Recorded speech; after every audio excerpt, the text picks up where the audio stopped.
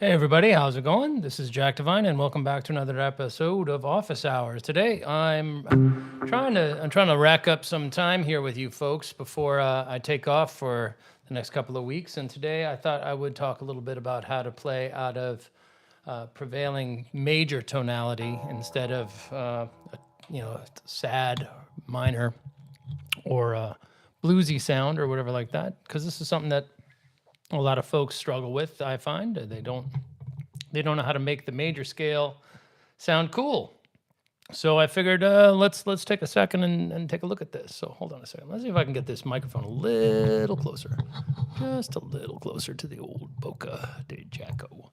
All right, here we go. I don't know whether or not anybody's here. I can't. I don't have my phone here. So what do I got here? I've got a little loop of the wheel here. Basically, it's just this big C drone, right? We're just playing C like this, let's get rid of that thing. Let's see if that got... I made a boo-boo at the end there. I pressed the wrong button. There we go. Back to normal. So, basically just playing just a C with a 2, right? 9, C add 9, this kind of chord. All right, so we got a 3 and the 2. That sounds really nice. All right. So major third.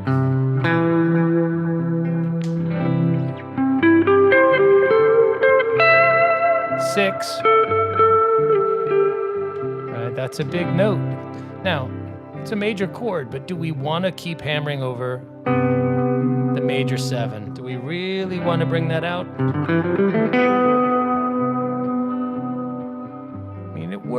It works, but it's not ideal. So I tend to use that as a question mark rather than an always. The 6 though,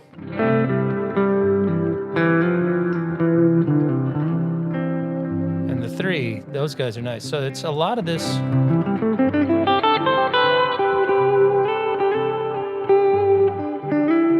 That 6/9 sound I like.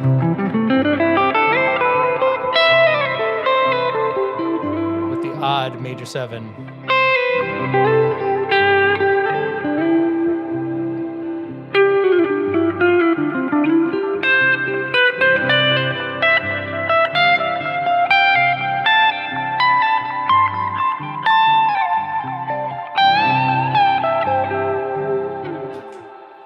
Certainly won't be playing the flat 7. That doesn't work. Not the flat 5, or the sharp 5, rather. Those are going to register very quickly as sour or shitty sounds over something like that. So I would avoid your A sharp B flat or your G sharp A flat. You might be able to work in the flat 5 a little bit.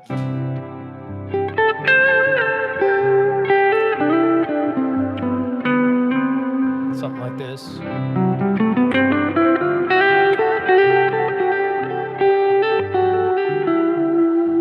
It's not my preference. I prefer the sus4.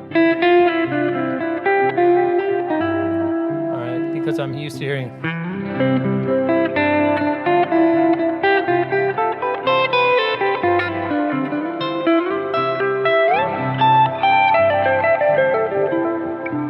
So that sound right there, that's major pentatonic.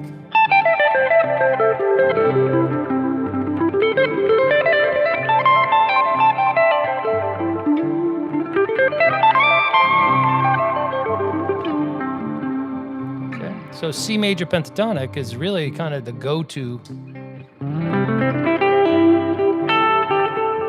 then the occasional.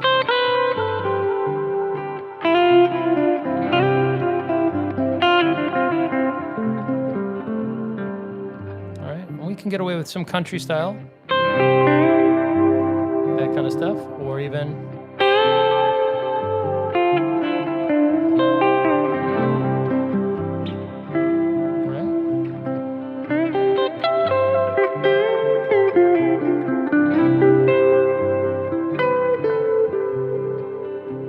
So those are the notes that I'm leaning on heaviest, right? Is the C major pentatonic stuff, all right? And then every now and again, major 7, and every now and again, that F, okay? So a little bit. So basically it is still C major, but it's how you prioritize the use of those notes. And this is one of the things that I try to talk to my students an awful lot about is, okay, fine. If I was to tell you just play C major pentatonic, you would be hitting 5/7 of all appropriate notes. And you'd be hitting the 5 most important of the 7 available notes all the time. That's all winners all day long, but you're shy the occasional moment for something as special as going and having that major 7 dangle over top of that pretty sound of.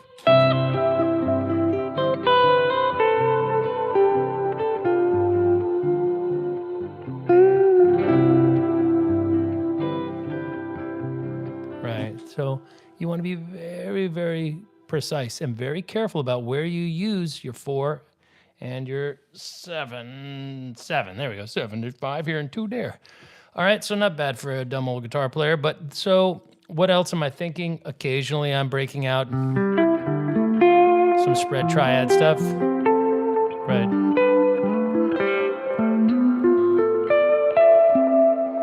But by and large, not really. Mostly I'm taking advantage of a couple of little tricks that I learned. Like that kind of thing. Really fun, okay? We call these floaties in the acoustic world.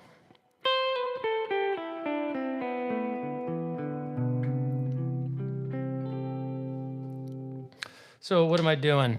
Starting here with my middle finger on the root note of C. So I come down.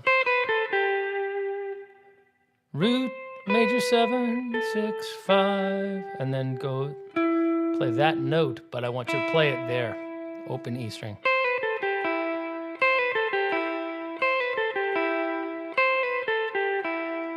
Okay, and while we're using the open string, we can then jump here and go. Right?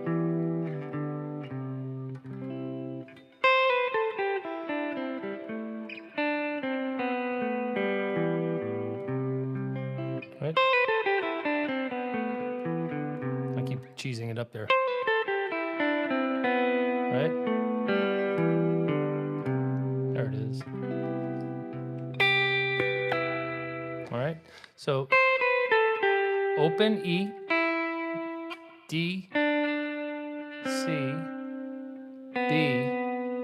All right, that's the open B string.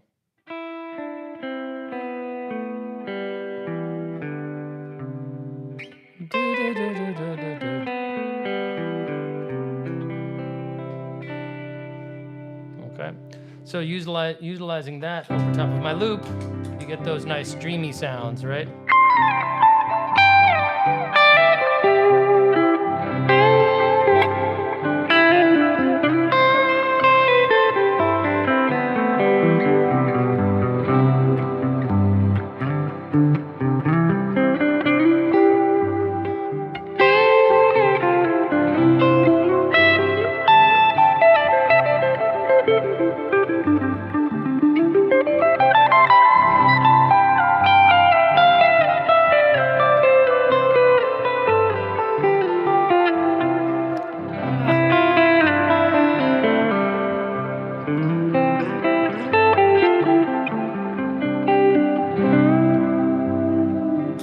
Okay, a couple more little tricky dicky moves here. Doing these, peel and pivot.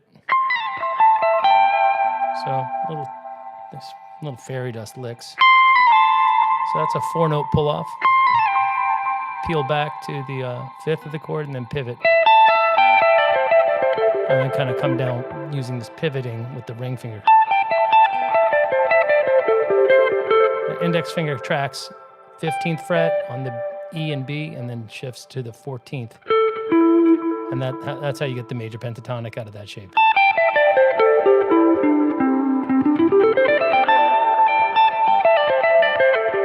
So bip do better, do better, do better. 1, 2, 3, 1, 2, 3, 1, 2, 3, 1.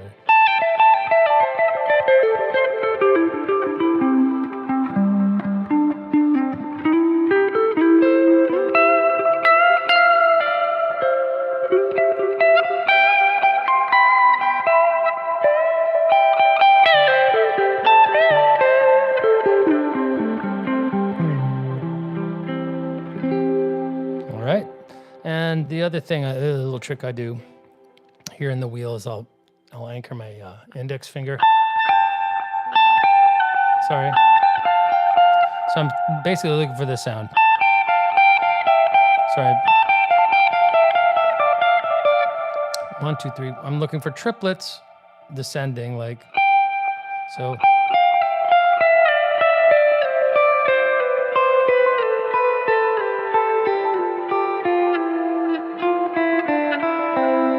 That kind of sound. All right, so basically you just find a whole step apart. So starting here at the G note, it's pretty good.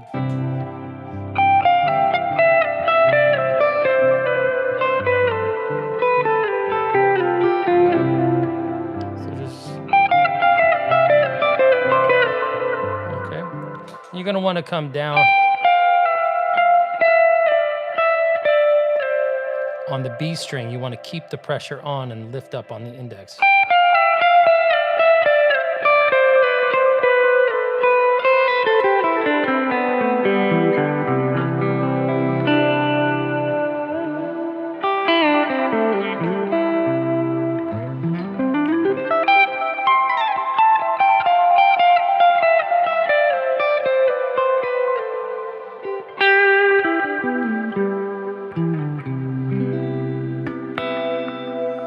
And those are the big moves that I do when I play the wheel. And then rather than doing to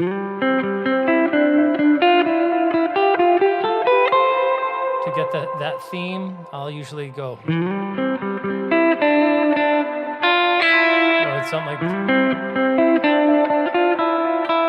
right.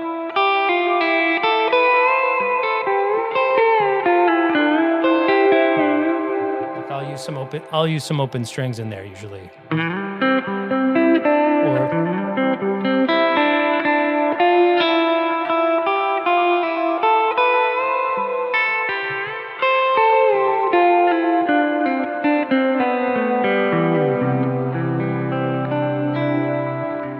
right. Anyway, that's a lot of reverb that's going on. If anybody wants to talk about the sound, I'll cover that right now. Basically working off the premise of the neck pickup or the middle two here. That gives a nice clean chimey. There's a lot of reverb, you know. So the point is to get this sound loud so that you don't have to play very aggressively and the whole room fills up with all the echoes. What I have going on here is a little compression and boost. Right. That's it. That's just compression and boost. And all that does is increase a little sustain and make the guitar sound louder. So when I have, if I'm setting up, if I'm playing rhythm, you know.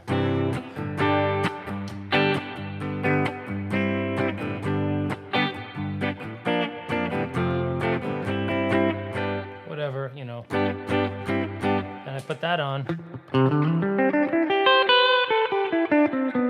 The single notes don't get swallowed up that way. And then the really big stuff is this button. I have a couple of delays and a little flange. And then you may hear this shimmer reverb. Hear that? It's like an echo up.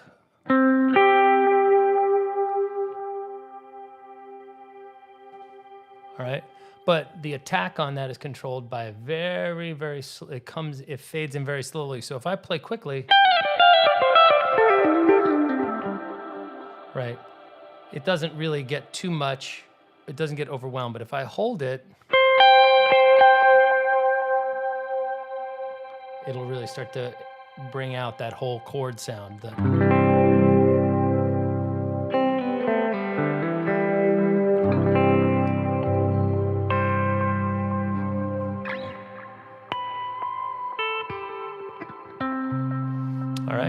So if you've got a delay unit like a timeline or something like that, you're familiar with that sound. Or I have it ducked as well. So once my guitar's original input comes down a little bit, the effects start to swell up right there. All right.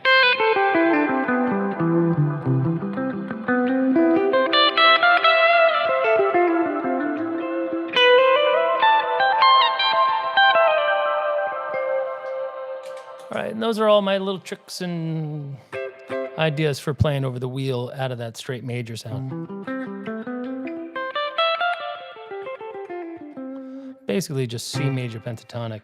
All right, one of the key moves, by the way, in playing the major pentatonic is keeping your pinky free when you play up here. Keeping this minor third jump available. Hey, how's it going there? I see Tamira again there. So if you can just keep this here, all right, and play out of here. So from the 15th fret index, middle finger.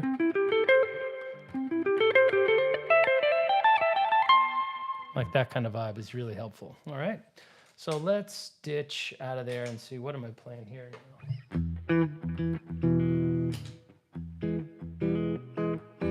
This is more of a regular sound.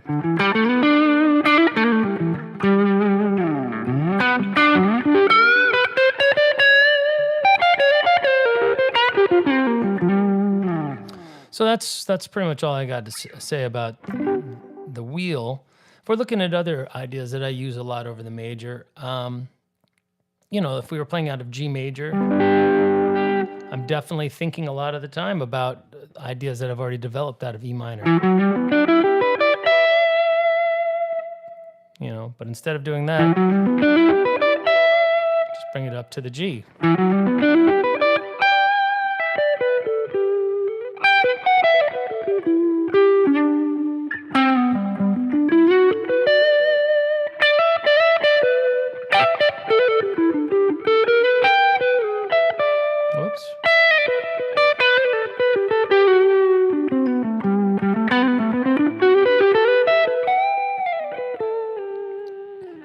All right, so if you know ideas that are E minor,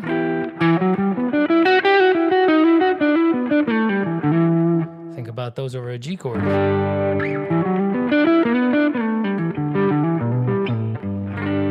All of a sudden they start to sound really nice, okay?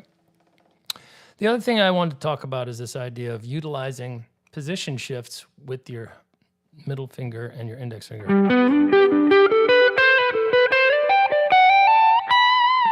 Like that. So on the way up, I use my index finger, right? Or with my middle. Using the index finger to come up. Keep bringing that index finger up rather than running out of fingers and going and being always trapped in here. If you're now, you've got more range, and all of a sudden it feels like you're playing over a wider spread of the neck. So this, or, right?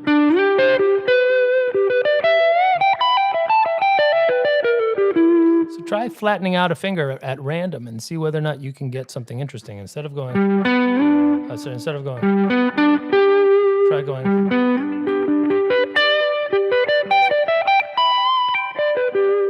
That kind of thing.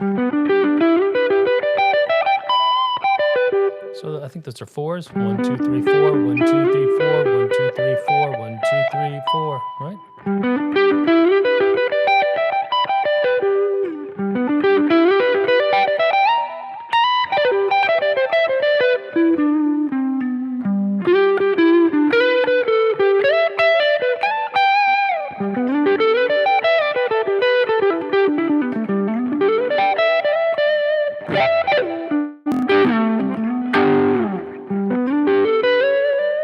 Okay, so that's using the index finger. 1, 2, 3, 4. 1, 2, 3, 4. 1, 2, 3, 4. 1, 2, 3, 4.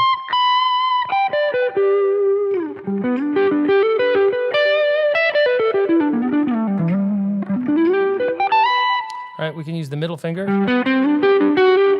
and and then do things like smaller increments, like just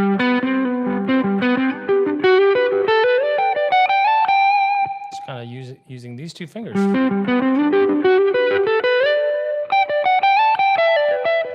Okay, that was doing just this. All right.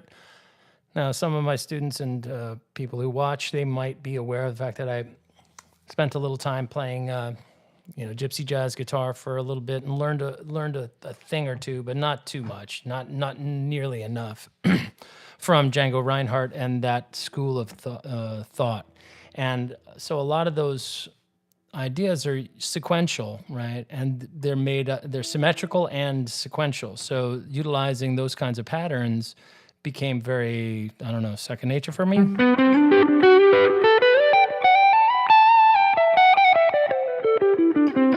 Right, and so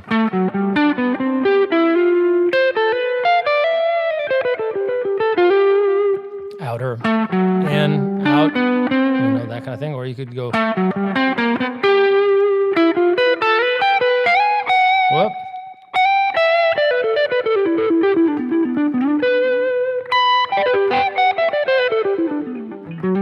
Okay, so utilizing those.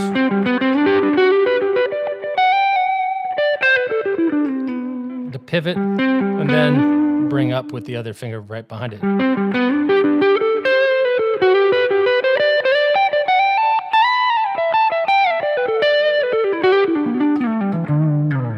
All right.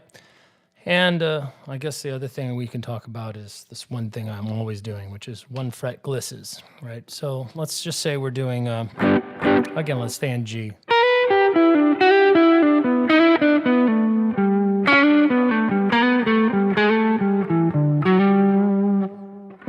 I'm doing a C chord shaped G like idea, right? I'm just going to go. Right, and then could I show the modes by jamming open A string? Gosh darn it, I can't see my comments. Where's is that it? Is that going to show it? Live chat, all messages are visible. Let's see, where is that? There we go. Can you show the modes by jamming to an open A string, then play A Mixolydian? Same with open A string, G Lydian. So, well, I'm not going to use an open A string. I'll use a looper, though, for sure. Let's do that, okay? So let's go to the looper.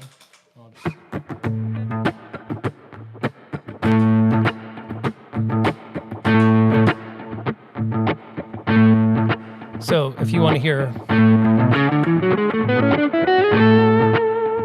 Right, so... Now, if you want to hear G Lydian,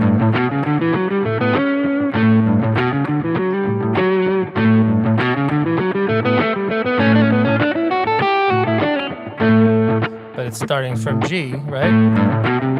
That would be wrong. That would be right.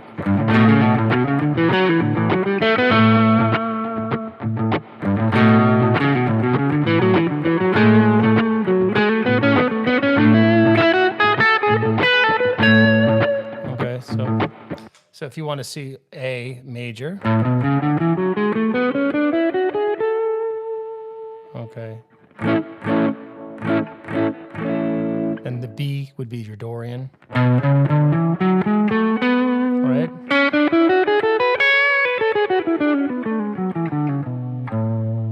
All right. And you're going to have C. With that awful, I hate Phrygian. I just hate C sharp lit, that sound. I don't really like that.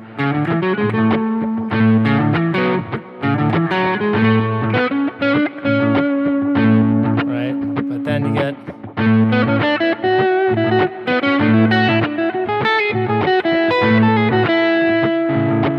Okay, but when you practice against the static A note and you run through all your modes, it ends up just sounding like A, right? It just sounds like you're just playing A major from a different spot. So nobody can really figure out what's happening, right? Everybody always ends up with a head scratcher moment saying, that is not helping me understand how modes work.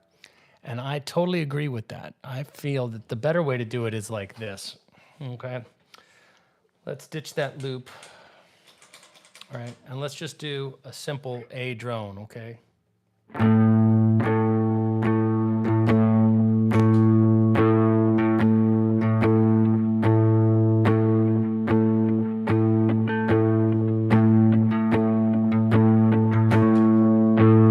right, so if we play A major, right? And we can hear how that relates to the root.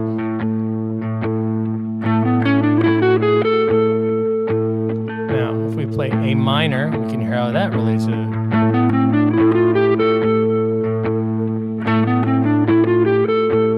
If we play A Dorian, we'll hear how that relates.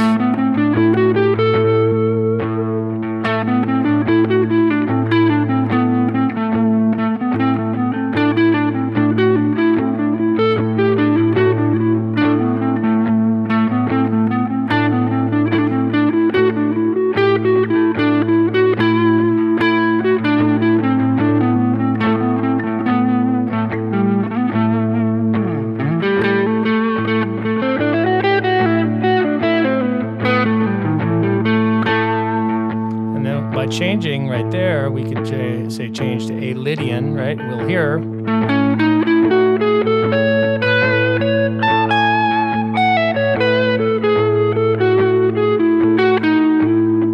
We can hear the difference between a Lydian sound.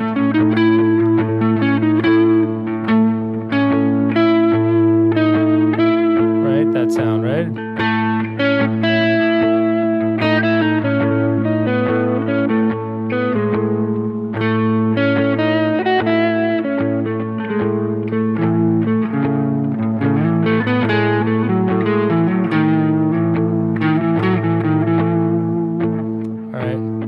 Mixolydian.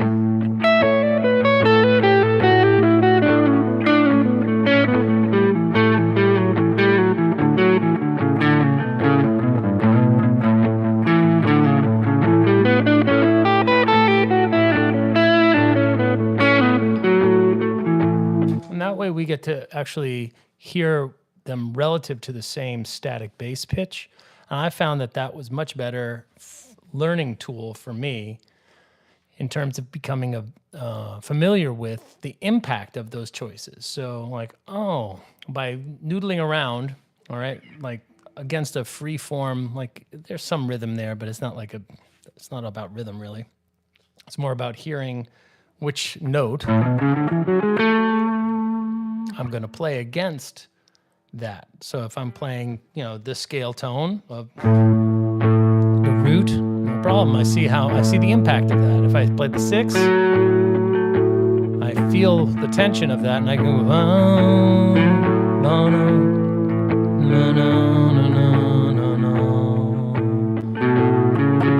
right?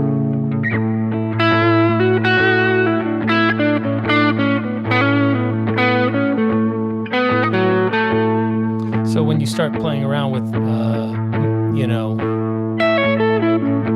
chord tones, then you're like, okay, major, all of those work. So if we start adding one little note in there, like the 6,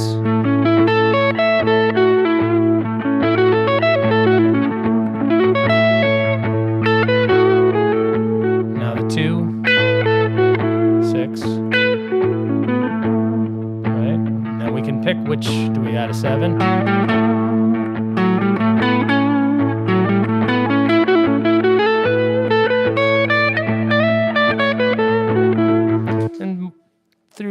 Experimenting with drones, I found that I was able to actually create a greater understanding within my own playing as to the impact of adding certain intervals and their characters and what personality they had relative to the rest of it. So if I started establishing a minor tonality and then started messing around with sixths, you start to see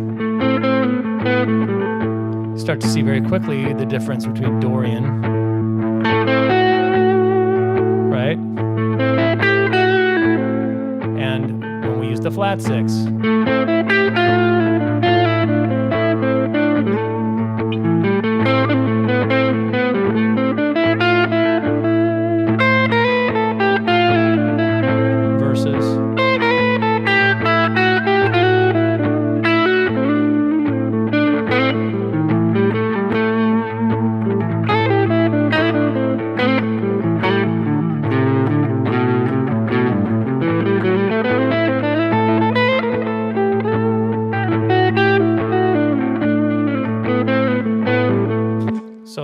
want to just say there's probably been a couple of days worth of just eyes closed in a dark room with the drone playing and figuring out like what note am I hearing, what note am I playing, and trying to feel it and guess it, not necessarily look at it. All right, a lot of it has to do with recognition through the ear rather than through the eye or through where you know that. And at first you're going to start out looking at it, and then you're going to start out looking at it and saying, I just played an A, so I'm going to play a B next, and then I'm going to play a C, right? So how would you handle the mystery train changes? Just a blues. It just, jumps to the 4. So the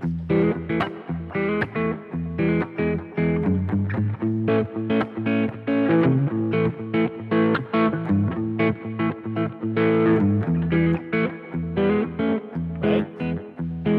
Trains.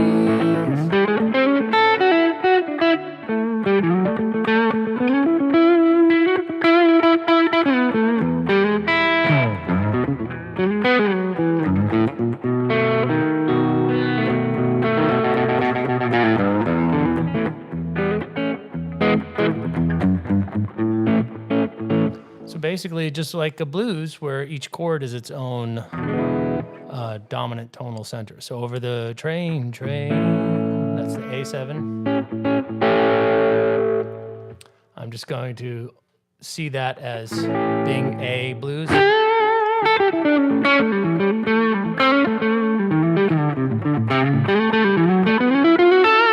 And then back to the E7.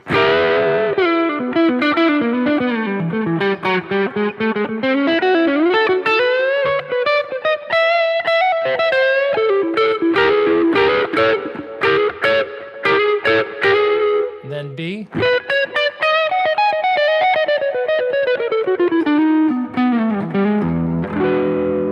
So the B is again.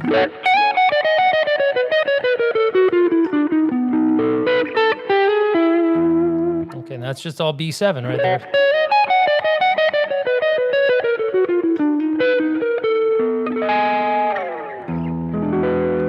All right, and yeah, there's a lot of chromatic stuff in there, so let's talk about that kind of thing. Garcia loved that fingering. So if we are looking at a dominant chord, being the 5 here, the B resolving back to an E note out of this position, he would be seeing this position and these like kind of little map, right? Right. So root 2, 3, 4, 5, 6, flat 7, root 2, 3, 4, 5, 6, flat 7. All right, now, the thing is, between the 2 and the 3, or rather the 3 and the 2, the root and the 7 and the 5 and the 4, we have this. All right, and what he liked to do is go, so chromatically on the B, G, and D pair, or set. And then use that as a way of cascading down into the 3rd. Or like that. You can grab the flat 3 there, or come back.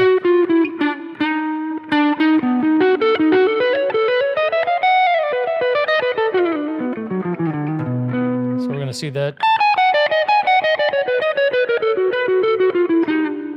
That kind of sound. So over top of that, So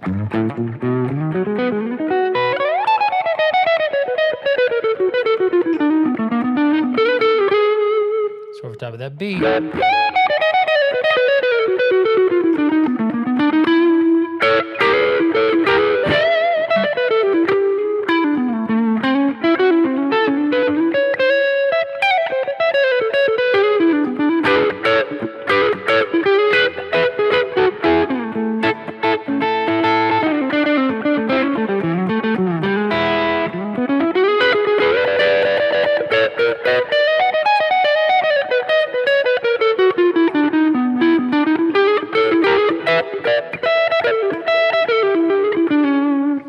So playing over that E, that's kind of like a country.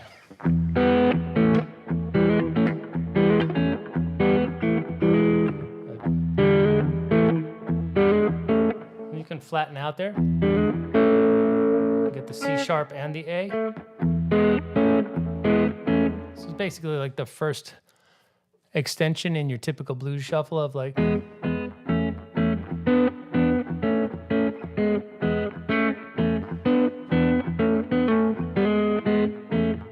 So that's Memphis, all right? That.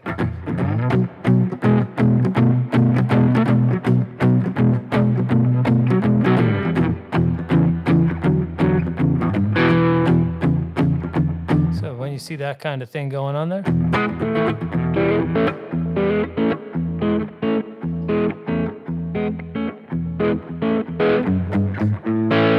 Okay, so basically all we're doing is starting our blues on the 4.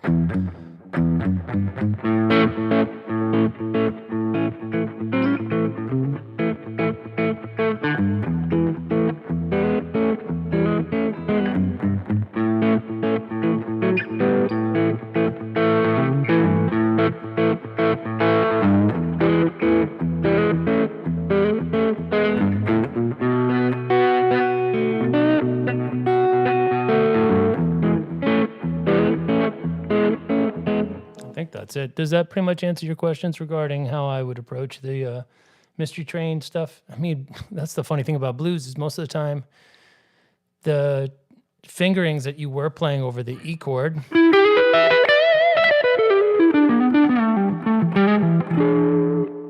Yeah, man, those chromatic things are really super fun, right? So here, if we go like this, that's a really key little way to get in and up, like you come starting here on the 5 chord.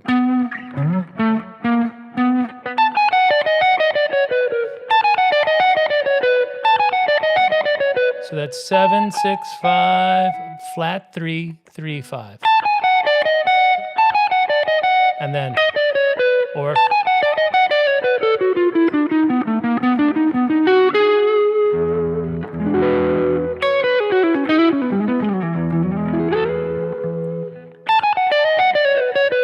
And then we can add those triplets. So that's so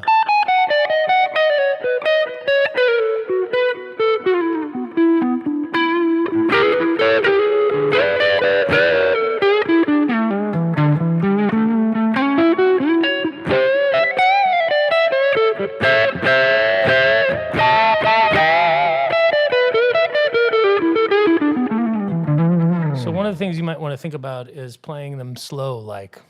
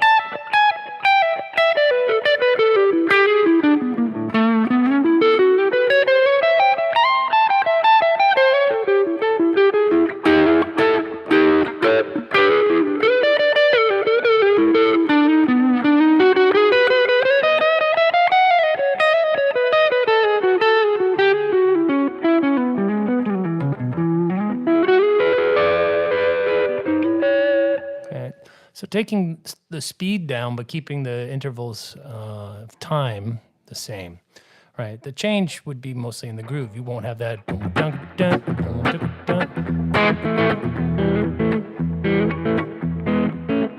That works better with a little slap back, in my opinion, but that's it.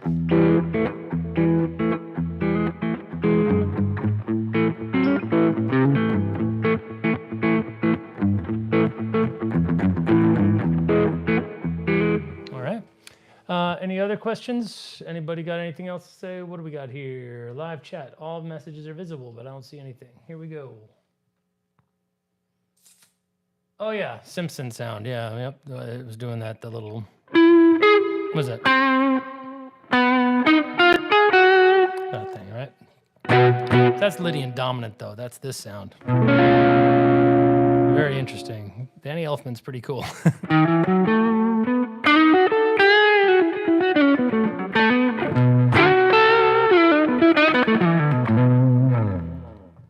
How's it sounding out there today? Is it coming through nice? I'm trying to. Did I lose you there? Huh. Oh, maybe I'm back. I can't tell. I had a momentary little glitch there. Oh, Russian lullaby, dude. Yeah, I know. I don't. I'm glad it sounds okay. I don't know Russian lullaby. I've heard it a couple of times. You know, I haven't really gotten into it. As much as I've listened to Jerry Garcia, much of my time has been spent on more the Grateful Dead stuff more than the Garcia offshoots that he did with, you know, Grisman and the JGB. And to be honest, the Garcia band records, they always, I love those songs, but I gotta say, I think they kind of lack in comparison, even more than the Grateful Dead's recorded work does to the, like, as the guitar and the vibe of the Dead is improved live, even more so, in my opinion, is the Garcia band. I think like their records sound like shit a lot of the time. Like Garcia's, with the exception of like maybe Ruben and Charisse, I really like the recorded version of that song. I think it sounds really cool. But there aren't too many Garcia band recordings that I think are as good as their live representations that I find. And to be honest, when I was growing up, the amount of Dead bootlegs greatly, I mean, vastly outnumbered the Garcia band bootlegs that I could get my hands on.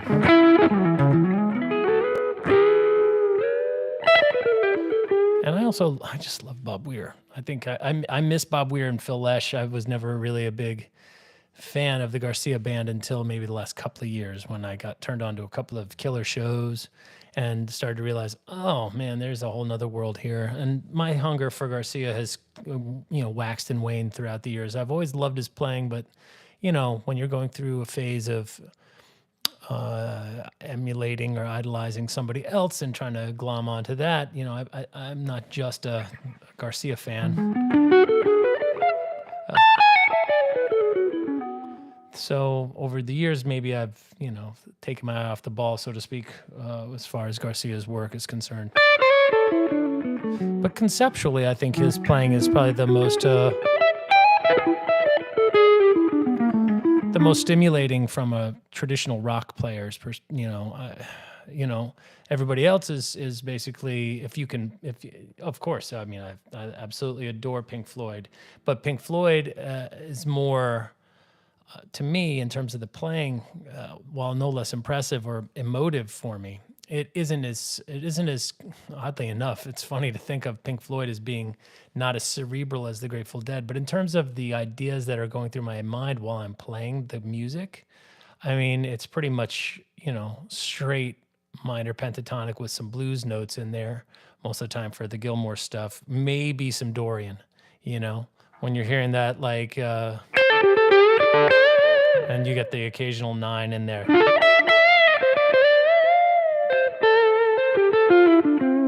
That kind of thing, you know. So as big of an influence as David Gilmour's playing was over mine, you know, I just don't see the challenge quite the same conceptually as, like, theoretically it's not as fascinating to me, or as perplexing.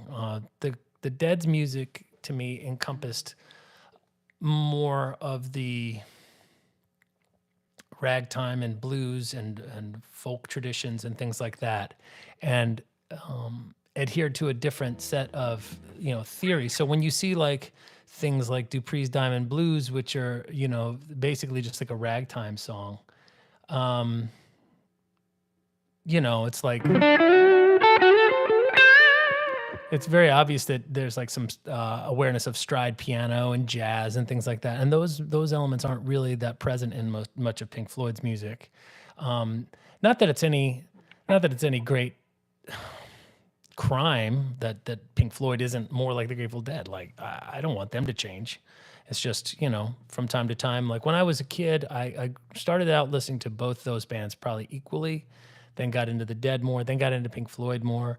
I copied a lot of Gilmour solos because I could understand them a little bit more. The notes were easier to find.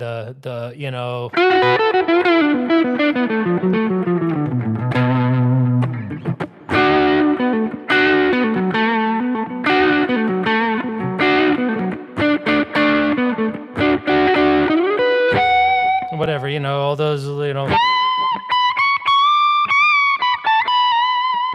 that kind of stuff with the tremolo bar and the Strat and all that gain. It's super fun. Like I loved that. Dire Straits really got to me a lot. Earlier Dire Straits, like Down by the Waterline, all the way up to like Making Movies.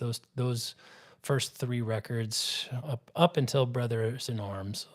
I liked all those, and I've seen Mark Knopfler play. I saw Bonnie Raitt play with him a couple of years back, and that was pretty awesome. Although his band wasn't really up to snuff, if you ask me.